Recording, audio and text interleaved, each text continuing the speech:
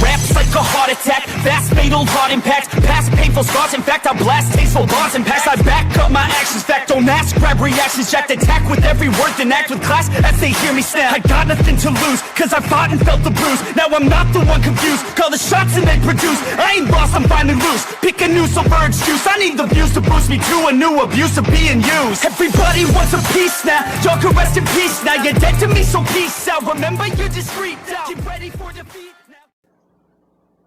Alrighty. Hello everybody. This is Kirusho here. And before I do begin, apparently the way I had started my series, from what I remember somebody commenting and me looking through them a bit, there is a guy named Deku Universe.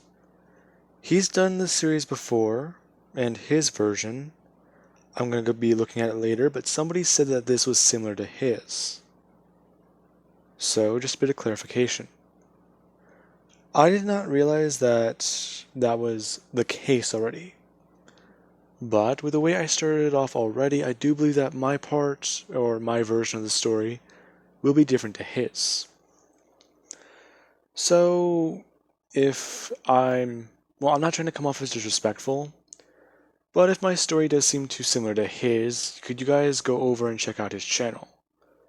The series is old, yes, but I'm going to be going over and checking it out afterwards, since I'm not too sure exactly how similar our channels 7 Deadly Sins would if it is. Now, with that being said, let us begin.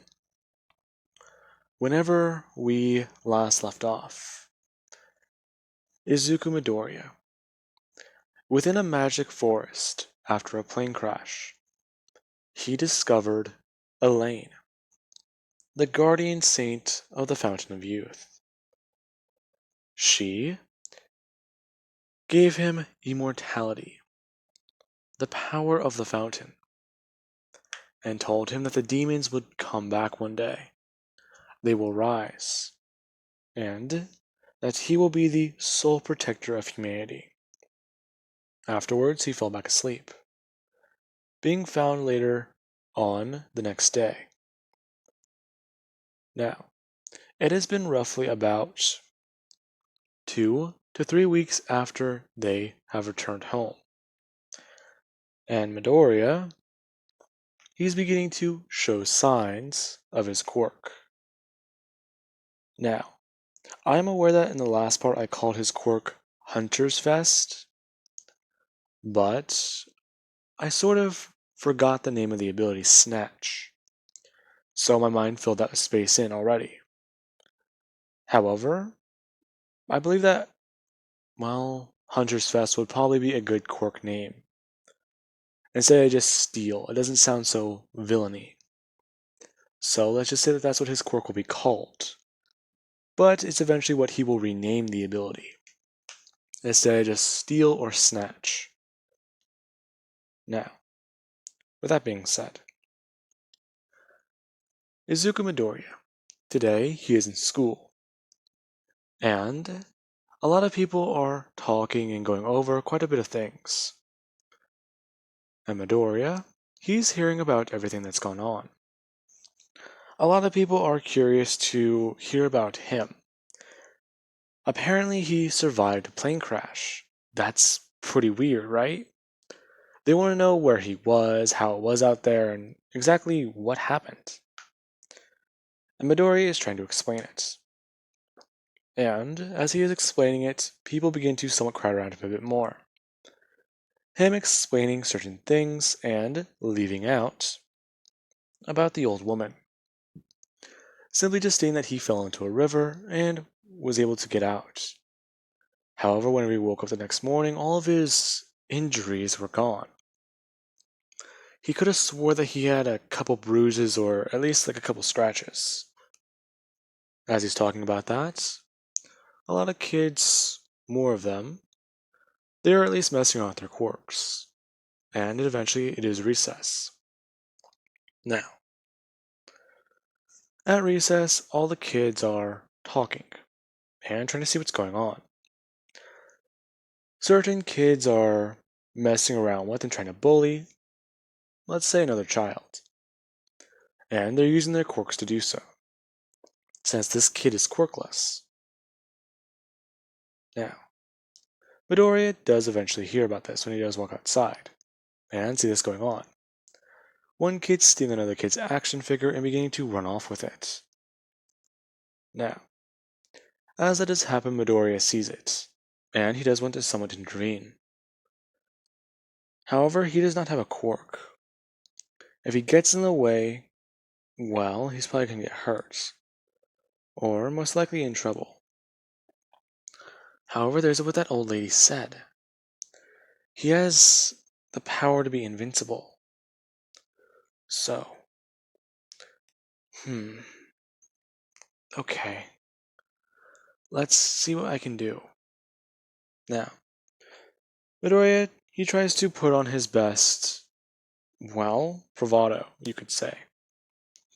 Trying to think how All Might would think. And he does step up.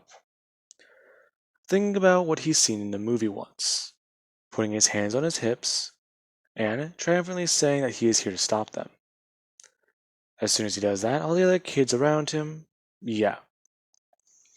they begin to start laughing, saying that Izuku doesn't even have his quirk, and that if he's gonna act like, well, a pro hero, then he should know that heroes usually have to fight. And they begin to try and rush him. Izuku putting up his hands in a defensive stance, and simply just trying to think. Now, Izuku is thinking that he needs to grab the toy and he can simply just try and run. And then he does throw out his hand to try and grab it. As soon as he does bring his hand up, a strange light shines from it. As soon as it does happen, a beam shoots out, flying straight across the playground, and actually hitting the kid in the hand, latching onto the toy and pulling it back towards Midoriya. As soon as this does happen, Midoriya has to basically catch the toy out of the air. As soon as he does, he's quite surprised. And the kid who stole it, he just begins to start yelling that is rightfully his, and tries to rush towards Midoriya to use his quirk.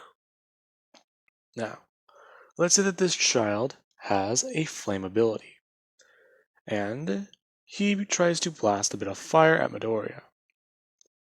He did this in a little bit of a fit of rage, and as soon as he does blast it, a large fireball does go flying towards him. And Midoriya, he doesn't know what to do. He was too shocked by what he just did. Was that his quirk? Wait, was that the magic? Or no? That felt strange. When Midoriya is still staring at his hand, he's not even paying attention. The fireball directly impacting Midoriya in the side of his arm. And his arm quickly sparks into flames. Midoriya beginning to scream out in pain. And the kid is somewhat shocked, immediately beginning to shout, sorry, he didn't mean to do that, trying to run over and help Midoriya. Meanwhile, there are the teachers, and the commotion they're hearing outside. As soon as one teacher does look out the window, they see Izuku, his arm on fire. That's already a bad sign. And they quickly get up on their feet, and go to grab a fire extinguisher. Now, after grabbing the fire extinguisher, they do run outside, and attempt to put Midoriya out. Midoriya has been on fire for almost a solid 5 to 7 minutes. And you basically do watch as Midoriya's body, he basically crumbles onto the ground. And after a long time, they are eventually able to put out the flame, and find Midoriya's quote-unquote charred corpse. Now, the kid is crying and trying to apologize. Meanwhile, a lot of people are still trying to stare at Midoriya. And the teacher does actually try and pick up the body.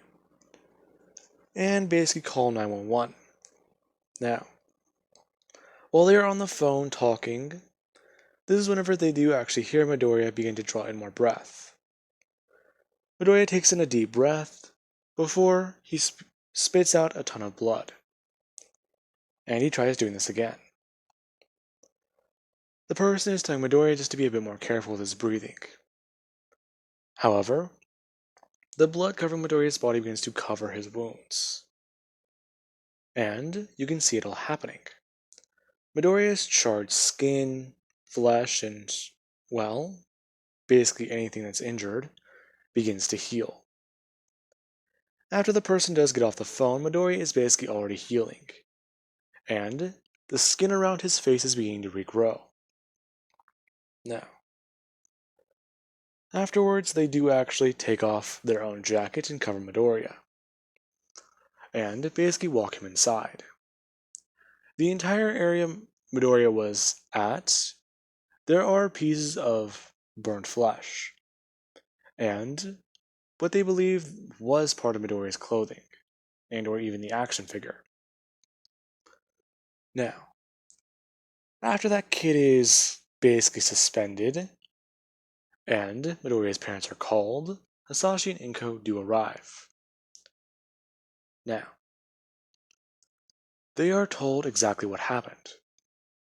And this is whenever Midoriya is taken away to the Quirk Doctor.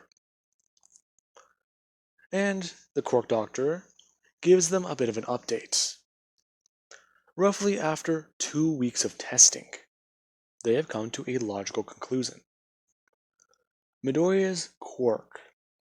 It's quite strange, powerful, and odd. He seems to have two abilities. One ability is rapid cell regeneration. He is able to regrow any part of his body, and even heal from basically any injury. This quirk also does go by another name. They believe it to be hyper regeneration. However, even then, this quirk seems to be stronger than that own ability. This is quite simply a textbook case of, well, the best way he can phrase it, regenerative immortality. He believes that that is the name or nickname this ability might go by. Since Midoriya's injuries should have been fatal, they ran every single possibility for how long it was told Midoriya was on fire. Not only did his eyes boil, his lungs exploded, his heart melted, and his organs all should have failed. Along with that, his hearing is perfectly fine, his sense of taste is perfectly fine. His eardrums not only should have melted and exploded, but along with his mind, there seems to be no lasting damage. Their son's abilities are quite simply beyond any quirk ever discovered. Now, along with that, they also do have Midoriya's other quirk. People, and Midoriya himself, have shown off this ability. Midoriya has the ability to take and steal any object anyone is holding. Basically, somewhat like Hasashi's quirk. Once he makes eye contact with an object, he has the choice to steal it. And as they get Midoriya to demonstrate the quirk, Midoriya being able to throw out his hand and immediately pick something up. As soon as it does come flying towards Midoriya, he's able to grab it out of the air and show it off. As soon as he does that, the doctor instructs Midoriya that he believes with a few more tests they can discover truly how strong his quirk is. And if they don't mind one little test he has, well, they would like to take out a small piece of flesh. The doctor somewhat suggesting this. Hasashi and Inko, they don't even know what to say.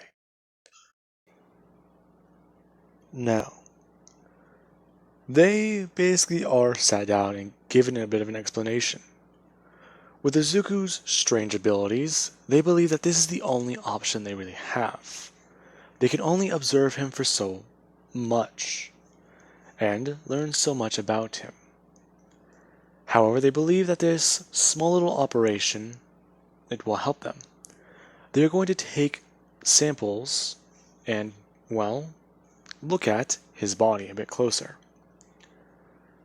They're going to be taking a small piece of flesh out of one of his arms. And if his ability is exactly as strong as they believe, or even stronger, then their son will heal in no time flat. Now, they are given reassurances. If Izuku does not heal the way they predict he will, then they will simply never question his quirk again, put it down on file, and leave it alone. However, this test could help provide further information upon regeneration abilities.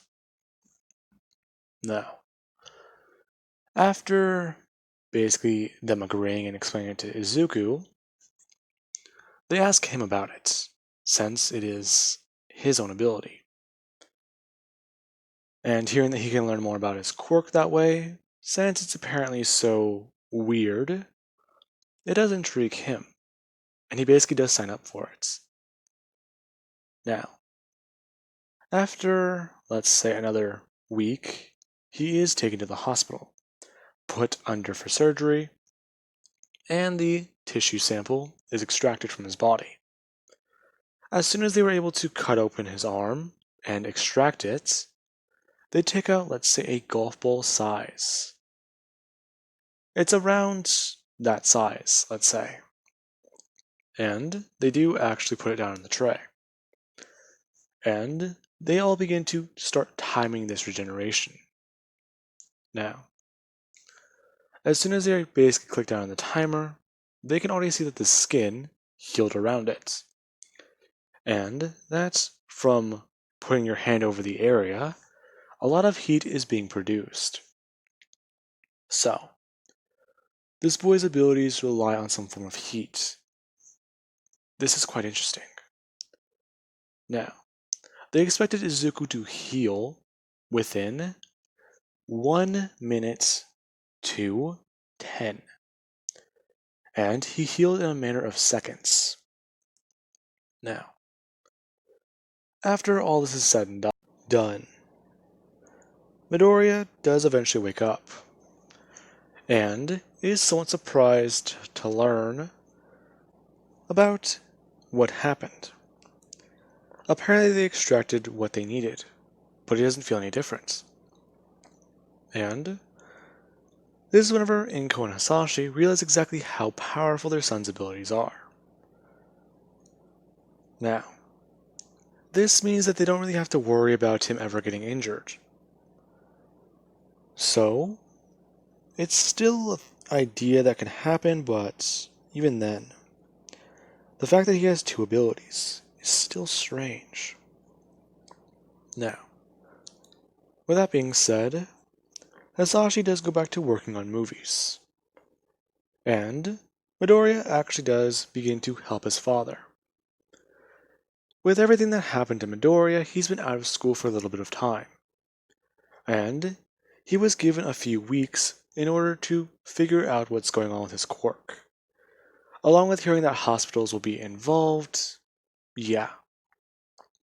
The school almost gave him the rest of the year to try and figure everything out. Since certain cases, they're very difficult to understand. And that's just what Midoriya's might be, especially with the circumstances of how his quirks awakened. Now, Midoriya spends the rest of the year going into movies with his father, and it's quite surprising. Now, Midoriya's played side characters, done all this, all that, and you do at least sometimes see him in the background. And this is whenever he does actually go into his own solo movie one day. Sure, his dad is going to be a part of it, but he is actually playing a character. At least one of the main characters. And it's quite intriguing. Now, with that being said, I do believe that that will be a good point to leave this off of. And I do hope you guys enjoyed. And have an amazing night. I'll catch you guys in the next part.